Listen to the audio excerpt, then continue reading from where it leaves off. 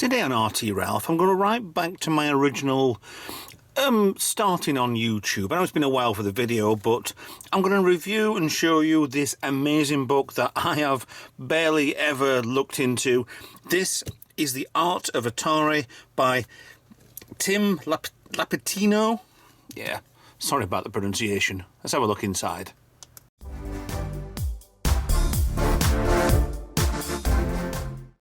Hi guys, Ralph here. So my channel started off as Retro Tech Ralph, and I did a bit of Trek stuff and all sorts, but it's obviously now RT Ralph, so it's a mixture of whatever I want it to be. I don't do different channels, I don't do whatever just yet. I'm not big enough yet, unfortunately, so we're going to do some book reviews. First one, I know it's been a little while, I do apologise for that. I just kind of didn't be in the mood, plus it's been bloody freezing in England, and finally we get to April and we've got a bit of weather. So we have The Art of Atari, and this book basically, I think, I'm not quite sure, I know there's all the artwork that used to be on the boxes for the Atari 2600. I mean, I don't have any original boxes, but let's have a look. Stuff like this, I have these in the Universal Game case stuff. Got the cartridge inside, which moves around quite nicely because it's not designed for it. And these are copies of what the covers are. Some of these are copies from what the box art used to be. Some are actually made up to look like that. But they'd have these lovely racing pictures on, and they have Pac-Man, and there's different sort of stuff with them. But there would be the artwork that they'd put on the covers and on the cartridge. So let's have a look inside. Front cover. Yeah, excuse me. We have a little bit in there as well. Yeah, so we've got some, let's have a look. Missile Command, definitely. That one was Warlords. Centipede? Breakout, or is it Super Breakout? I'm sure other people out there will know that straight away, but we'll find out later on anyway. I think it's Breakout. Okay, that one I don't know. Is it Asteroids? It looks like it should be Asteroids, but why there's two? So the back just shows bit more cover art on there, but we'll get through to those in a bit. So this is a very, very big book. This is nice hardback book. Got the gameplay screens, a lot of them. Pac-Man over here. E.T. Notorious E.T. What a game. I actually did like it as a kid. You got round to it and you played it eventually. Berserk over here. Yeah, is that Mario? Yes. But yeah, it was awkward to play, however, you got around to it. Donkey Kong over here. So yeah, some also Crystal Castles in the middle. I always thought that bear looked naked. It was kind of weird. I mean, I was only a child back then, but yeah. So that's a Atari logo. I mean, this is definitely, go and get one if you can. The prices on new ones of these, because I don't think these are printed anymore, are hit and miss the price wise and stuff, but it's definitely worth the buy. So you get your forward there from Ernest Cline. I mean, I'm not showing this off so you can copy and read everything. Go and buy your own. Please go and buy your own. It was Super Breakout. Damn you. So as I said, the box art were like that anyway, but this is hopefully showing everything. Full Birth of Atari. That's the Pong. Is that the Pong game? I do remember seeing something like that when I was a kid. But at the same time, the same arcade, there were Pac-Man and there were Asteroids and all sorts of stuff. I can't remember where the place was, but it was a long time ago. That wasn't the Pong machine, was it? Because that's the Pong machine. Oh, okay. Even through just association, computer smash hits, game without Brunel. What a Bushnell? No, Bushnell. There's a Pong machine. Why does that look familiar then? Because I definitely saw a Pong machine. Okay. Showing that this is not a toy. We've been inside one or two of these over the years anyway. I'd like to get back into them again and have a look and see what we can do with them. Since they're on the shelf doing nothing, and I have actually sold a lot of my collection anyway. So a lot of things have gone, a lot of things have been given away, a lot of things have been, yeah, it's too much for the garage to put them in. So still going on with the actual prologue. We have Centipede over here, but that's a different Centipede. That a few people have given as much of their life to the company as George gave to Atari. Cool. pinball logo. Load. I remember logo at school. We said a load logo for like computer programming, but extremely basic. Showing you they used to do coin-op machines, which was great. Pole position, I remember playing that. Gotcha, don't know what that is, but it's either a controller or it's a roller wheel, probably a roller wheel for back then. Yeah, showing that there's box art, well, art for the actual cabinets as well. Star Wars, that was one of the better, worse, good, bad games, but so nostalgic, it's ridiculous. I have one of these in here. Home consoles. Yes, so we started off the 2600, 52, 78. But the 78 was backwards compatible to the 26, but not the 52. And the 52s weren't backwards compatible to 26. So, yes. Never had. They are quite rare lately, those. Just quite, yeah. It's a shame, really, that you can't get hold of those. And these are just dedicated consoles for an actual game. So, yeah, built-in controller into everything. Touch Me. Okay, fine. Looks like a bit of a Simon sort of game. Right, box artwork. Right, this is the stuff we want. Yeah, these are taken from actual boxes then. So, Fun with Numbers, SC Battle. There are some absolutely amazing cover art pictures that they did. I mean, you've got on here, you've got your Indy 500. Don't know who they are. Are they meant to be a specific driver? Who was 25, 21? The Atari car? Don't know if that was real or not. I mean, that was like a Ferrari suit, but this is IndyCar and not Formula One. So Starship, the picture that was on the front. No, it wasn't. It has to be Asteroid. Street Racer. I mean, some of these are the artwork, the style of it. You can tell it's almost like line drawing. I used to draw stuff like this when I was a kid, and you put like a ruler across a piece of paper, and you draw a line, stop, get a different colour, bit, and you'd already planned out what you were going to do. But that kind of looks a bit like that, but also not. Looks very woodwork as well at the same time. It's a nice little compare, showing different games. I think that might be Barnstorming, Tank Attack. Is that Adventure? Yeah, it can't be Adventure, can it? I don't know. But it goes through Brain Games. Of course, it was Brain Games.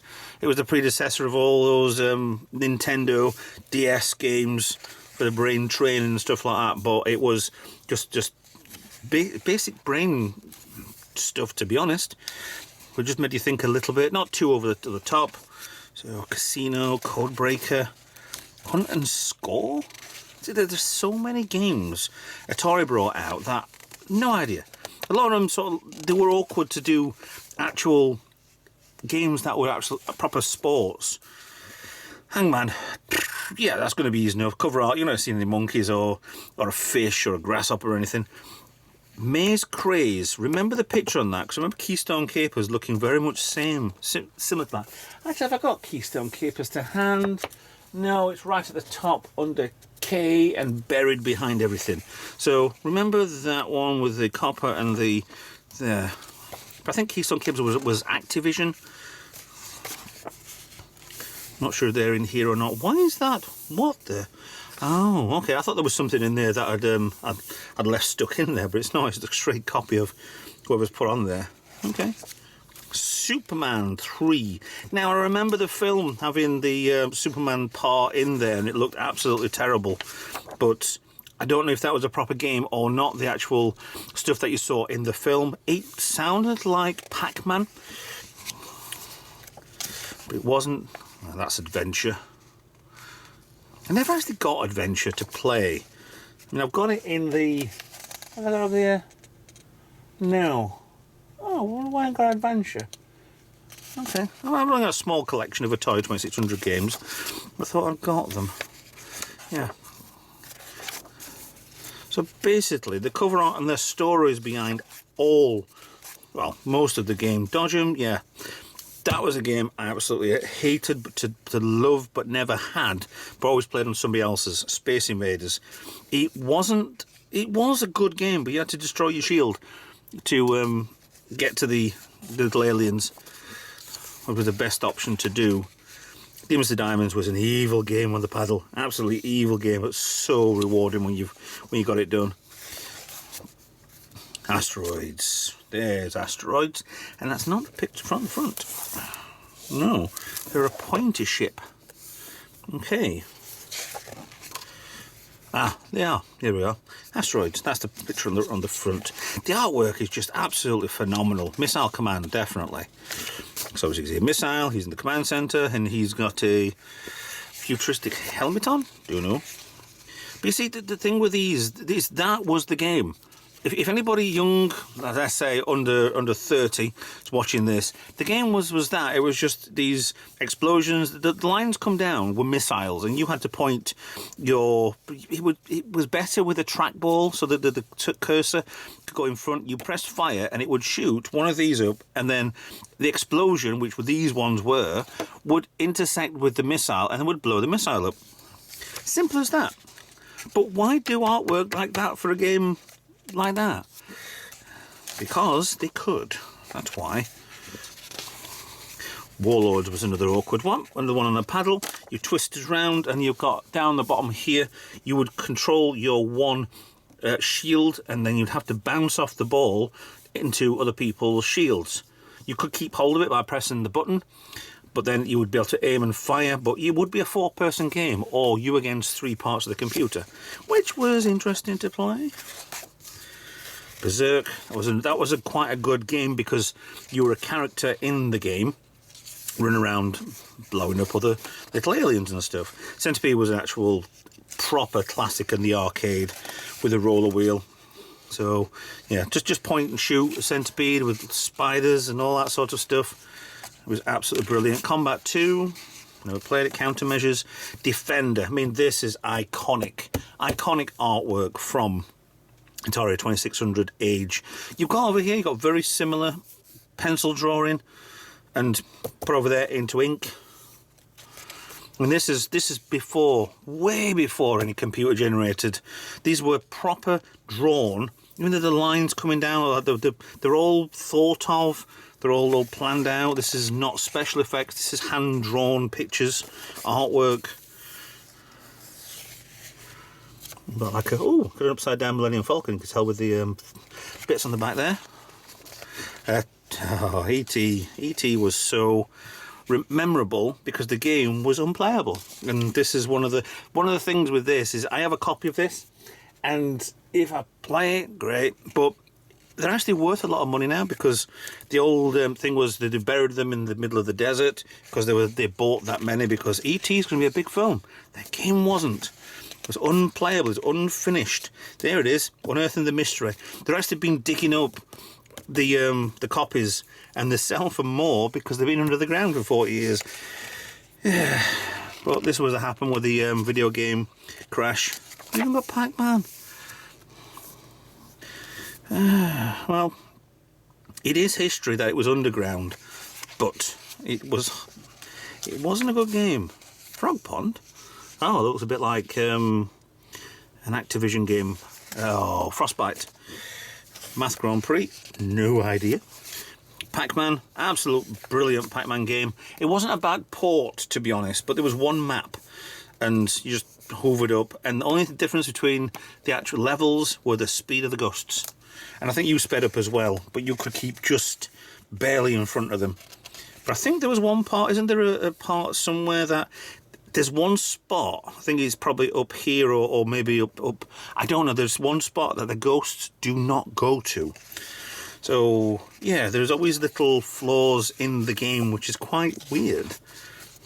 Brilliant, but weird. Phoenix, that is one of my favourite games, Phoenix. It's a drop-down Galaxian, Galaga, is it Galaga?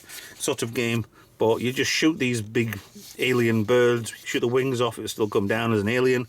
But the artwork on this was brilliant. The sounds, absolutely loved it. I think I do have Phoenix. If I haven't, yes, I have got Phoenix. Indiana Bridge Lost Out, a movie tie-in from Indiana Jones. Never played it. Think, well, it looks familiar on a different sort of game. That really does. mean, there were Egyptian ones. There were Is it Tutankhamun? It wasn't Tutankhamun.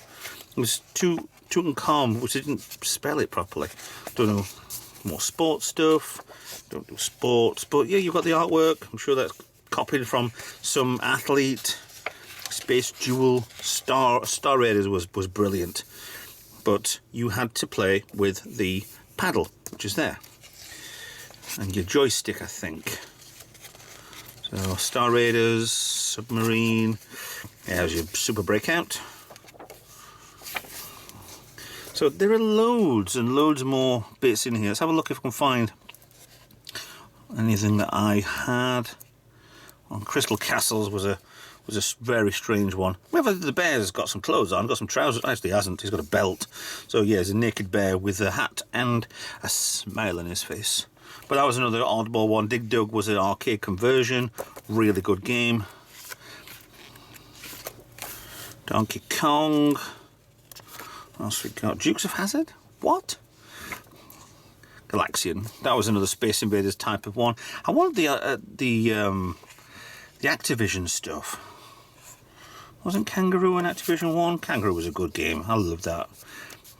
Krull over that one. Mario Brothers. Mum Patrol. I remember the music from it. And I think I couldn't find it when I did a video on the Atari 2600, and I think it was turned off because of the difficulty switch on the back. So it just brought back so many memories. Pigs in Space, Miss Pac-Man, obviously there were a few of those. Pole Position, James Kelly, Football, Snoopy, Saucer Apprentice. There isn't no Activision stuff in here. The amount of games for Atari was quite good. So Choplifter, which came as a I have got it for the 7800, even though I don't have a 7800, but it's just it is a really interesting little pick up, go off, land, pick up people and go back without getting killed, and rescuing people, which is nice. Yeah. Gallagher, there's Gallagher.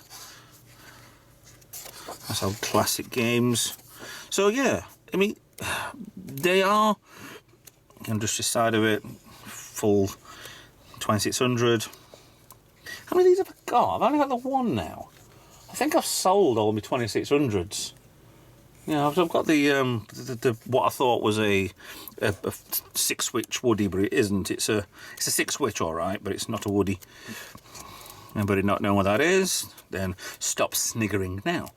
So yeah, there were tons of games. What If? We have had quite a good resurgence over the past 20 years of Atari, because they've had the flashbacks. We've had 2700 wireless. I think that was Japanese only, was it, or was it America only? Yeah, we've had resurgence in different guises and stuff, but eventually they're all just the same just port straight across for the game, which is where homebrew comes in, because you can put those on. Clever. You can put those on to memory card and play them on the later of the flashbacks, and off you go. You've got brand new games for a 40-odd year old system. So acknowledgements, thingies, index, and more pictures. But yeah, I do love the book on this. It would be worth a damn good read. I thought it was just artwork, so I just flicked through everything, but it's not. It's a lot more than that, isn't it? So yeah. If you want one, go buy it. I'm not asking you to part with a lot of money. Just go out and find one. Then I think this cost originally $39.99, which in the UK is about £30. So yeah, pretty good. Oh, Ernest Cline, okay. He was Ready Player One, because they based that final scene on Adventure, where he survives the game and wins the prize. So yeah, brilliant little book. If you want one, go find one. Either Amazon, I'd say Amazon, eBay, maybe your local bookshop might have one. So yeah, good little collector's item. So with that in mind, thanks for watching. Please like, share, subscribe. Follow me on social media. I'm not on X anymore. I don't like it and I don't watch it. So yeah, stuff it. And help me as a Patreon if you'd like, help me as a YouTube member. I'll see you guys in another video. Bye for now.